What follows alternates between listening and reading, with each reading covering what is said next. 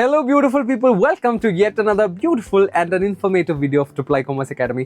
10th class കഴിഞ്ഞ് +1 കയറുന്ന നിങ്ങൾക്ക് വേണ്ടിയിട്ടുള്ള ഒരു വീഡിയോ ആണിത്. അപ്പോൾ നിങ്ങളുടെ കൂടെയുള്ള 10th ക്ലാസ് കഴിഞ്ഞിട്ടുള്ള എല്ലാ ആൾക്കാർക്കും ഈ വീഡിയോ ഷെയർ ചെയ്ത് കൊടുക്കുക ആൻഡ് കമൻറ്റ് ചെയ്യുക, ലൈക്ക് ചെയ്യുക. നമ്മൾ പറയാൻ പോകുന്നത് എന്താണെന്നറിയോ, നിങ്ങൾക്ക് +1 എങ്ങനെ അഡ്മിഷൻസ് എടുക്കുക, എന്തൊക്കെ കാര്യങ്ങൾ നമ്മൾ അതിന് വേണ്ടി ചെയ്യണം എന്നൊക്കെയുള്ള കാര്യങ്ങളാണ്. ഓക്കെ, അപ്പോൾ നമ്മളിവിടെ പറഞ്ഞിട്ടുണ്ട് നമ്മൾ ഏകജാലകം വഴിയായിരിക്കും എന്ത് ചെയ്യുക, അഡ്മിഷൻസ് എടുക്കുന്നുണ്ടാവുക, അല്ലെങ്കിൽ അതിൻ്റെ അപ്ലിക്കേഷൻസോ കാര്യങ്ങളൊക്കെ ചെയ്യുന്നുണ്ടാവുക. അപ്പോൾ അതിന് എന്തൊക്കെ കാര്യങ്ങൾ നമ്മൾ ചെയ്യണം, എന്തൊക്കെ കാര്യങ്ങൾ നമ്മൾ ചെയ്യാൻ പാടില്ല, ചെയ്യേണ്ടതുണ്ട്, ആ കാര്യങ്ങളൊക്കെ ആയിരിക്കും നമ്മൾ പറയാം. ഓക്കെ, നമുക്ക് പോയാലോ, എന്തൊക്കെ കാര്യങ്ങളാണ് ചെയ്യേണ്ടത് നമുക്ക് നോക്കാം. യെസ്, നിങ്ങൾക്ക് അറിയുന്നുണ്ടാവും, നിങ്ങൾ ഓൾറെഡി ചിലപ്പം അതിൻ്റെ കാര്യങ്ങളൊക്കെ അന്വേഷിച്ച് തുടങ്ങിയിട്ടുണ്ടാവും. hscap.kerala.gov.in എന്ന് പറഞ്ഞിട്ടുള്ള സൈറ്റിൽ നിങ്ങൾ കയറി കഴിഞ്ഞിട്ട് നിങ്ങൾക്ക് അതിൻ്റെ ഡീറ്റെയിൽസും കാര്യങ്ങളൊക്കെ കാണാം അല്ലേ. ആ കാര്യങ്ങളൊക്കെ നോക്കുക, അതിലൂടെ കൂടെയാണ് നമ്മൾ എന്ത് ചെയ്യുക, അപ്ലൈ ചെയ്യേണ്ടതായിട്ടുള്ളത്. ആൻഡ് അങ്ങനെ നിങ്ങൾ ആ ഒരു ലിങ്കിലേക്ക് കയറുന്ന സമയത്ത് അതിൻ്റെ ലിങ്ക് ഞാൻ ഡിസ്ക്രിപ്ഷനിൽ കൊടുക്കാം കേട്ടോ. അതല്ലാന്നുണ്ടെങ്കിൽ നിങ്ങൾ ആ സൈറ്റിലേക്ക് കയറുന്ന സമയത്ത് ഇങ്ങനെയുള്ള ഡീറ്റെയിൽസ് നിങ്ങൾക്ക് കാണാം. ഇങ്ങനെ ഒരു വിൻഡോയിലേക്കാണ് നമ്മൾ പോവുക. ഓക്കെ, അവിടെ നമുക്ക് പ്രോസ്പെക്ടസ് എന്ന് പറഞ്ഞിട്ടൊരു സംഭവം കാണാൻ പറ്റും അല്ലേ, കാണുന്നുണ്ടല്ലോ, ലെഫ്റ്റ് സൈഡിൽ കാണുന്നുണ്ടോ, പ്രോസ്പെക്ടസ് കാണാൻ പറ്റുന്നുണ്ടാവും. കണ്ടോ, ഇവിടെ പ്രോസ്പെക്ടസ് എന്ന് പറഞ്ഞിട്ട് കാണുന്നുണ്ടാവും. അപ്പോൾ പ്രോസ്പെക്ടസ് എന്തൊക്കെയാണ്, അതിലുള്ള ഡീറ്റെയിൽസ് കാര്യങ്ങളൊക്കെ പെർഫെക്റ്റ് ആയിട്ട് വായിക്കുക. വായിച്ചതിന് ശേഷം മാത്രം എന്ത് ചെയ്യുക, നമ്മൾ അത് എൻ്റർ ചെയ്യാനും അതിൻ്റെ ഡീറ്റെയിൽസൊക്കെ കൊടുക്കാനും ശ്രമിക്കുക. ഓക്കെ, ഇങ്ങനെ ആയിരിക്കും നമ്മൾ അതിന് ശേഷം കാണുക. പ്രോസ്പെക്ടസ് എന്നുള്ളതിലേക്ക് കണ്ടതിന് ശേഷം ഇതായിരിക്കും നമ്മുടെ ഈ കാണിച്ചിരിക്കുന്നത് പോലെ ആയിരിക്കും അതിൻ്റെ ഡീറ്റെയിൽസ് വരിക. അപ്പോൾ ഇതിൽ ഓരോ കാര്യങ്ങളും ഡീറ്റെയിൽ ആയിട്ട് വായിച്ചിട്ട് മാത്രം നമ്മൾ എന്ത് ചെയ്യുക, എൻ്റർ ചെയ്യാൻ വേണ്ടി ശ്രമിക്കുക കേട്ടോ. നിങ്ങളുടെ കൂടെ ഒന്നുകിൽ നിങ്ങൾ തന്നെ ചെയ്യുന്നുണ്ടാവും, അല്ലെങ്കിൽ നിങ്ങളുടെ കൂടെ ആരെങ്കിലും ഉണ്ടാവും. ആരാണെങ്കിലും നന്നായിട്ട് വായിച്ചതിന് ശേഷം മാത്രം എൻ്റർ ചെയ്യാം. ഓക്കെ, അപ്പോൾ ഇതിൻ്റെ ഇമ്പോർട്ടൻറ്റ് ഡേറ്റ്സ് ഏതൊക്കെയാണ് പ്രധാനമായിട്ട് നമ്മൾ ശ്രദ്ധിച്ചിരിക്കേണ്ട ഡേറ്റുകൾ, ഇതൊക്കെയാണ് ഞാൻ ഇനി പറയാൻ വേണ്ടി പോണേ. ഓക്കെ, 24-ാം തീയതി ആകുമ്പോഴത്തേനും May 24 നമ്മുടെ ട്രയൽ അലോട്ട്മെൻറ്റ് വരിക. ട്രയൽ അലോട്ട്മെൻറ്റ് എന്ന് പറഞ്ഞിട്ടുണ്ടെങ്കിൽ എന്താ, ചില ആൾക്കാർക്ക് ആ സമയത്ത് സ്കൂളുകൾ ഓരോന്നായിട്ട് അലോട്ട് ചെയ്ത് കിട്ടും. ചില ആൾക്കാർക്ക് പുതിയ സ്കൂളുകളിലേക്ക് ഇനി മറ്റ് അലോട്ട്മെൻറ്റുകളിൽ കിട്ടാൻ പോവുകയാണ്. അങ്ങനെയുള്ള സംഭവങ്ങളൊക്കെ ഉണ്ടല്ലേ. അപ്പോൾ ട്രയൽ അലോട്ട്മെൻറ്റിൽ കുറേ കാര്യങ്ങളൊക്കെ നമുക്ക് കുറേ ആൾക്കാർക്കൊക്കെ അലോട്ടഡ് ആവും. അപ്പോൾ May 24 ഈ ഡേറ്റുകൾ മറന്നു പോകണ്ട കേട്ടോ, ഒന്ന് ഓർത്ത് വെക്കുക, ഒന്ന് മനസ്സിൽ എവിടെയെങ്കിലും ഒന്ന് കുറിച്ച് വെക്കാം. ഓക്കെ, May 24 നമ്മുടെ ട്രയൽ അലോട്ട്മെൻറ്റ് വരുന്നത്. ട്രയൽ അലോട്ട്മെൻറ്റിന് ശേഷം ഒരു ചെറിയ ഗ്യാപ്പ് ഉണ്ട്, ഇവിടെ ഒരു ചെറിയൊരു ഗ്യാപ്പ് ഉണ്ടെന്ന് വിചാരിക്കാം. ഓക്കെ, ആ ഒരു ടൈമിൽ നിങ്ങൾക്ക് എന്തെങ്കിലും, ഇപ്പോൾ നമ്മൾ അപ്ലൈ ചെയ്ത സമയത്ത് എന്തെങ്കിലും ചെറിയ തെറ്റുകൾ പറ്റി, അല്ലെങ്കിൽ എന്തെങ്കിലും ചെറിയ കറക്ഷൻസ് നിങ്ങൾക്കത് മാറ്റണം, സ്കൂളിൻ്റെ പ്രിഫറൻസ് കൊടുത്തതിൽ ചെറിയ മാറ്റങ്ങളുണ്ട്, അല്ലെങ്കിൽ എന്തെങ്കിലും സ്പെല്ലിംഗ് എറേഴ്സ് കാര്യങ്ങളൊക്കെ ഉണ്ട്, അതൊക്കെ ഒന്ന് മാറ്റാൻ വേണ്ടിയിട്ട് നമുക്ക് എന്ത് ചെയ്യാൻ പറ്റും, നമുക്ക് എഡിറ്റ് ചെയ്യാൻ പറ്റും. അതിനുള്ളൊരു ടൈമും നമുക്ക് കിട്ടുന്നുണ്ടാവും.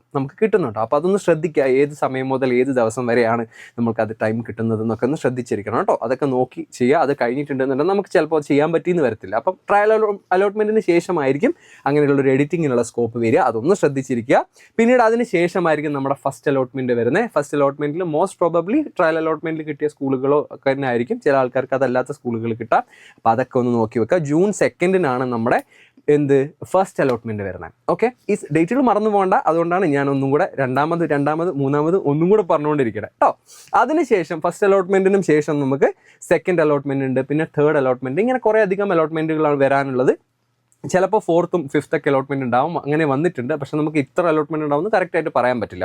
അപ്പോൾ അതൊന്ന് ശ്രദ്ധിക്കുക. ഓക്കെ, അപ്പോൾ ഇൻ കേസ് നിങ്ങൾക്ക് സെക്കൻഡ് അലോട്ട്മെൻറ്റ് ആയപ്പോൾ ഒരു സ്കൂൾ കിട്ടി, നിങ്ങൾ വിചാരിച്ചിരുന്ന സ്കൂളല്ല, പക്ഷേ നിങ്ങൾ വേറൊരു സ്കൂളിന് വേണ്ടി വെയിറ്റിംഗ് ആണ്. അങ്ങനെയാണെന്നുണ്ടെങ്കിൽ തൽക്കാലം കിട്ടിയിട്ടുള്ള സ്കൂളിൽ എന്ത് ചെയ്യുക, നമ്മൾ അഡ്മിഷൻ എടുക്കുക, ഒരു ടെമ്പററി അഡ്മിഷൻ എടുത്ത് വെക്കുക. ഓക്കെ, അതിനുശേഷം നമ്മൾ പിന്നീട് വരുന്ന അലോട്ട്മെൻറ്റിൽ നിങ്ങൾ വിചാരിച്ച സ്കൂളുകൾ കിട്ടുകയാണെന്ന് വിചാരിക്കുക. അപ്പോൾ എന്താ ചെയ്യുക, നിങ്ങൾക്ക് അവിടത്തേക്ക് ആ ടെമ്പററി അഡ്മിഷൻ മാറ്റി ഒരു പെർമനൻറ്റ് അഡ്മിഷൻ എടുക്കാൻ വേണ്ടി പറ്റും. പിന്നീട് അതിനുശേഷം ക്ലാസ്സസ് June 1st വീക്കൊക്കെ നമുക്ക് സ്റ്റാർട്ട് ചെയ്ത് തുടങ്ങുന്നുണ്ടാവും. ക്ലാസ് കമൻസ് ചെയ്യുന്നത് 18 ഫസ്റ്റ് വീക്ക് തുടങ്ങുന്ന രീതിയിലായിരിക്കും. എന്തായാലും ടെമ്പററി അഡ്മിഷൻ മാറി പെർമനൻറ്റ് അഡ്മിഷനിലേക്ക് മാറുമ്പോൾ കാര്യങ്ങളൊക്കെ സ്മൂത്ത് ആയിരിക്കും. അപ്പോൾ ഈ കാര്യങ്ങളും ഈ ഡേറ്റുകളും ഒന്ന് കൺഫേം ചെയ്യുക, അല്ലെങ്കിൽ ഈ കാര്യങ്ങളും ഡേറ്റുകളും ഒന്ന് ഓർത്ത് വയ്ക്കാം. ഓക്കെ, ഒന്നും കൂടെ ഞാൻ പറഞ്ഞോട്ടെ, ആപ്ലിക്കേഷൻ ഫോം ആൻഡ് പ്രോസ്പെക്ടസ് നമ്മൾ കാണുന്നുണ്ടാവും. അതിനുശേഷം എഡിറ്റിംഗ് ഓപ്ഷൻ ഉണ്ടാവും. ട്രയൽ അലോട്ട്മെൻറ്റിന് ശേഷം മറന്നു പോകണ്ട. ആൻഡ് അലോട്ട്മെൻറ്റ്സ് ഓരോന്നായിട്ട് ഒന്നിന് ശേഷം 2, 3 എന്നുള്ള രീതിയിൽ അലോട്ട്മെൻറ്റുകൾ ഓരോന്നായിട്ട് വരും. പിന്നീട് ഒരു ടെമ്പററി അഡ്മിഷൻ നമ്മൾ എടുക്കുന്നുണ്ടാവും. ഏതെങ്കിലും ആദ്യം കിട്ടുന്ന സ്കൂൾ ഏതാണെന്ന് വെച്ചാൽ നിങ്ങൾക്ക് അഡ്മിഷൻ എടുത്ത് വെക്കാവുന്നതാണ്. ഒരു ബാക്കപ്പ് പോലെ എടുത്ത് വയ്ക്കുക. അതിനുശേഷം ഫൈനൽ അഡ്മിഷൻ നിങ്ങൾക്ക് ഇഷ്ടപ്പെട്ട സ്കൂളിൽ കിട്ടുന്ന സമയത്ത് മാറ്റാവുന്നതാണ്. അതൊന്ന് ശ്രദ്ധിക്കണം കേട്ടോ. ഓക്കെ, ആൻഡ് എന്തൊക്കെ ഡോക്യുമെൻറ്റ്സ് ആയിരിക്കും നമ്മൾ ഇത് രജിസ്റ്റർ ചെയ്യുന്ന സമയത്ത് വേണ്ടത് എന്നുള്ളതാണ് അടുത്ത ചോദ്യം അല്ലേ.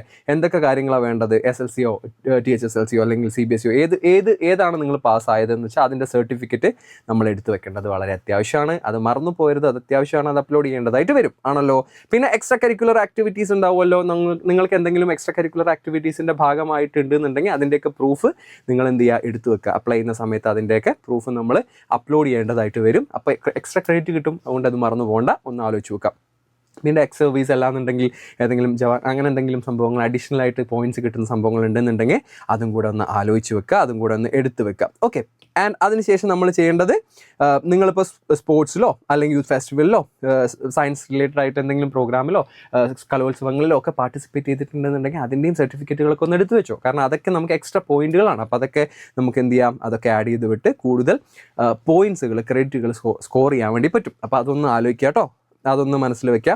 ഇതിന് ശേഷം നമ്മൾ എന്ത് ചെയ്യണം എന്നുള്ളതാണ് പറയാൻ പോകുന്നത്. ജസ്റ്റ് ആദ്യം മുതൽ ഞാൻ ഒന്നും കൂടെ പറയുകയാണ്. hscap.kerala.gov.in വിസിറ്റ് ചെയ്യുക. അതിനുശേഷം അവിടെ HSCAP കേരള +1 2025 അഡ്മിഷൻ കാണാൻ വേണ്ടി പറ്റും. ഇൻസ്ട്രക്ഷൻസ് കറക്റ്റായിട്ട് വായിക്കുക കേട്ടോ. എലിജിബിലിറ്റി ക്രൈറ്റീരിയയും ഇൻസ്ട്രക്ഷൻസും കറക്റ്റായിട്ട് വായിച്ചതിന് ശേഷം മാത്രം ഫില്ല് ചെയ്യാൻ വേണ്ടി ശ്രമിക്കുക. ആൻഡ് നിങ്ങളുടെ ഡിസ്ട്രിക്റ്റ് സെലക്ട് ചെയ്യാൻ മറക്കരുത്. അതുപോലെ തന്നെ ആപ്ലിക്കേഷൻ ഫോം ആക്യുറേറ്റ് ആയിട്ട് ഫില്ല് ചെയ്യുക, അതായത് തെറ്റിപ്പോകാതിരിക്കാൻ മാക്സിമം ശ്രമിക്കുക. നമുക്ക് പിന്നീട് വേണമെങ്കിൽ ഒരു പ്രാവശ്യം എഡിറ്റ് ചെയ്യാനുള്ളൊരു ഓപ്ഷൻ ഉണ്ടാകും, പക്ഷേ അതിലേക്ക് പോകാണ്ട് ആദ്യം തന്നെ കറക്റ്റായിട്ട് ഫില്ല് ചെയ്യുകയാണെന്നുണ്ടെങ്കിൽ അത് നല്ലതായിരിക്കും. അപ്പോൾ അതൊന്ന് ശ്രദ്ധിക്കണം കേട്ടോ. അപ്പോൾ ഒതൻറ്റിക് ആയിട്ടുള്ള ഇൻഫർമേഷൻ, ഒതൻറ്റിക് എന്ന് പറഞ്ഞാൽ സത്യസന്ധമായിട്ടുള്ള കറക്റ്റ് ആയിട്ടുള്ള ഇൻഫർമേഷനൊക്കെ കൊടുത്തിട്ട് നമുക്ക് എന്ത് ചെയ്യാം, നമുക്കത് ഫില്ല് ചെയ്യാൻ വേണ്ടി പറ്റും. കാണുന്നുണ്ടല്ലോ അല്ലേ. And attach all the required documents along with the application form. അത്രേ ഉള്ളൂ. എന്താണ് നമ്മൾക്ക് വേണ്ട ഡോക്യുമെൻറ്റ്സ്, ആവശ്യമായിട്ടുള്ള ചോദിച്ചിട്ടുള്ള എല്ലാ ഡോക്യുമെൻറ്റ്സും എന്ത് ചെയ്യുക, ആപ്ലിക്കേഷൻ ഫോമിൻ്റെ കൂടെ നമ്മൾ അറ്റാച്ച് ചെയ്യുക. അത് ഇമ്പോർട്ടൻ്റ് ആയിട്ടുള്ള കാര്യമാണ് കേട്ടോ. പിന്നെ ഒരു ഫീസ് ഉണ്ടാവും. നമ്മൾ അപ്ലൈ ചെയ്യുന്ന സമയത്ത് ഒരു റിക്വയർഡ് ഫീസ് ഉണ്ടാവും. ആ ഫീ എന്ത് ചെയ്യുക, നമ്മൾ അടയ്ക്കുക. അതിനുശേഷം ഒന്നും കൂടെ ഒന്ന് ഗോ ത്രൂ ചെയ്യുക, നമ്മുടെ ആപ്ലിക്കേഷൻ ഫോമിൽ കൂടെ പ്രോപ്പറായിട്ടൊന്ന് ഗോ ത്രൂ ചെയ്യുക. ആൻഡ് എന്തെങ്കിലും തെറ്റോ കാര്യങ്ങളൊക്കെ ഉണ്ടെന്നുണ്ടെങ്കിൽ അതൊന്ന് റെക്ടിഫൈ ചെയ്യുക. Verification is very very important. അതൊന്ന് ശ്രദ്ധിക്കണം കേട്ടോ. നിങ്ങളാണെങ്കിലും നിങ്ങളുടെ കൂടെ ആരെങ്കിലും വരുന്നുണ്ടെന്നുണ്ടെങ്കിൽ അത് പ്രോപ്പറായിട്ട് ചെയ്യാൻ മറന്നുപോലെ ശ്രദ്ധിക്കണം. Okay. And don't forget to take a print out of your application form for further references. ഇപ്പോൾ എന്തെങ്കിലും കാര്യങ്ങൾക്ക് നമ്മൾക്ക് ഭാവിയിൽ ഒന്ന് അന്വേഷിക്കണമെങ്കിൽ, ഒന്ന് നോക്കണമെങ്കിൽ, റെഫർ ചെയ്യണമെന്നുണ്ടെങ്കിൽ നമുക്ക് എന്ത് വേണം, നമുക്ക് അതിൻ്റെ ഒരു പ്രൂഫ് വേണം. അപ്പോൾ അതെന്ത് ചെയ്യുക, ഒരു പ്രിൻറ്റ് ഔട്ട് എടുത്ത് കയ്യിൽ കരുതി വെക്കുക. വലിയ ചിലവില്ലല്ലോ. നമുക്കൊരു പ്രിൻറ്റ് ഔട്ട് എടുത്ത് കൊടുത്ത് വെച്ചിട്ടുണ്ടെന്നുണ്ടെങ്കിൽ നമുക്കത് ഭാവിയിൽ ഗുണം ചെയ്യാൻ സാധ്യതയുണ്ട്. അതുകൊണ്ട് എന്ത് ചെയ്യുക, മറന്നു പോകാതിരിക്കുക, ഒരു പ്രിൻ്റ് ഔട്ട് എടുക്കാം. ഇത്രയും കാര്യങ്ങൾ എന്തായാലും ശ്രദ്ധിക്കാം. ഓക്കെ അല്ലേ? യെസ്. Moving on. ഞാൻ ഒന്നും കൂടെ പറയട്ടെ, നമ്മുടെ ട്രയൽ അലോട്ട്മെൻറ്റ് 24th റിലീസ് ആവുന്നുണ്ട്. 24th ഡേറ്റുകൾ മറന്നു പോകരുത്. May 24 trial allotment. പിന്നീട് ചെറിയൊരു ഗ്യാപ്പ് ഉണ്ടാകും, എഡിറ്റിങ്ങിനുള്ള ടൈം ഉണ്ടാവും.